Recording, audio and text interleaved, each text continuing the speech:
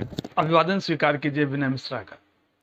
1977 के जेपी आंदोलन और आज के दौर को देखा जाए तो बहुत सी बातें सामने आएंगी। जो लोग उस दौर में गिरफ्तार हुए उन्हें जनता ने हीरो की तरह देखा। जनता ने उस इमरजेंसी की भर्त्सना की। उस कानून के खिलाफ जनता ने प्रदर्शन किया। प्रेस ने उनके खिलाफ भर भर के लिखा और अगर नहीं लिख पाए तो काले पन्नों से उनका विरोध किया। प्रेस इमरजेंसी का विरोध किसी न किसी तरह से करती रही। लेकिन आज हालात ये हैं कि जो सरकार का विरोध कर रहे हैं उन्हें राष्ट्रद्रोह, आतंकवादी या देश विरोधी धाराएं लगाकर अंदर किया जा रहा है। महीनों महीनों, कई बार तो साल भर तक उन्हें जमानत नहीं मिल रही।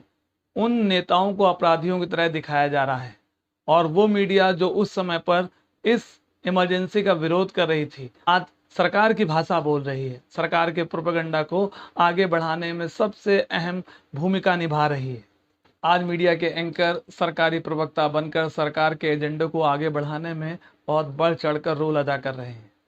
उस समय जिन चीज़ों का विरोध किया गया, जिन चीज़ों की भर्त्सना की गई, लेकिन आज जनता का बड़ा हिस्सा इस बात पर खुश है कि दूसरे धर्म के लोग परेशान हो रहे हैं और अगर वो परेशान हो रहे हैं तो उन्हें किसी बात से कोई फर्क नहीं पड़ता। इमरजेंसी के दौर में बैंकों का नेशनलाइजेशन हुआ।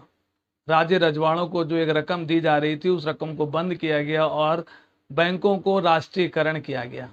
और आज के दौर में बैंकों को प्राइवेटाइजेशन की ओर ले जाया जा रहा है। हर चीज का निजीकरण किया जा रहा है। सरकारी संपत्तियों का निजीकरण हो रहा है और जनता को इस बात से कोई फर्क नहीं पड़ रहा।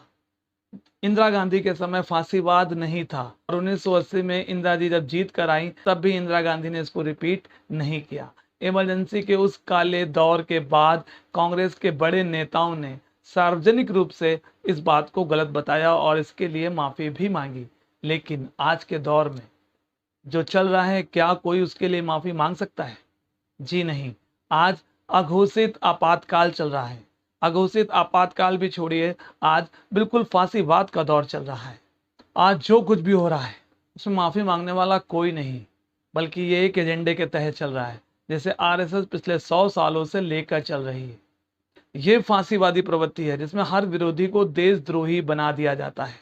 उस पर देशद्रोह जैसी धाराएं लगाकर उसको जेल के अंदर ठूंस दिया जाता है और उसके बदले में उसको जमानत भी नहीं मिलती। इंदिरा गांधी ने जनता पार्टी के नेताओं को कभी देशद्रोही नहीं माना। इंदिरा गांधी ने जनसंघ के नेताओं को कभी देशद्रोही नहीं कहा। लेकिन आज के दौर में जो भी सरकार के खिलाफ बोल रहा है उसे देशद्रोही माना जाता है, उसे जेल में डाल दिया जाता है। यही बहुत बड़ा फर्क है। मीडिया का पूरी तरह से बिक जाना, संपत्तियों का निजीकरण होना और जनता का इस तरह से कम्युनल हो जाना कि बड़े से बड़े अपराधों को भी माफ कर देती है। पेट्रोल कितना भी बढ़ जाए, महंगाई कितनी भी बढ़ जाए, जनता को इससे कोई फर्क नहीं पड़ रहा। कोविड में चाहे कितनी भी जानें चली गई हों, कोविड के कारण चाहे लोगों को कितना भी झेलना पड़ जाए, लेकिन जनता को कोई फर्क नहीं पड़ रहा।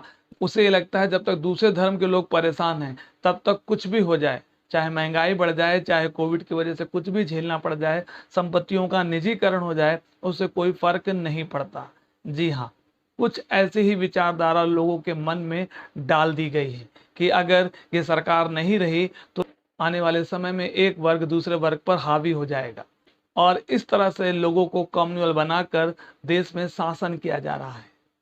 जरूरत है सोचने और समझने की। आइए हम अपने दिमाग का इस्तेमाल करते हैं। हम सरकार के एजेंडे को आगे नहीं बढ़ाते, बल्कि क्या सही है और क्या गलत है इस बारे में सोचकर अपने देश को आगे बढ़ाते हैं। जय हिंद, जय भारत।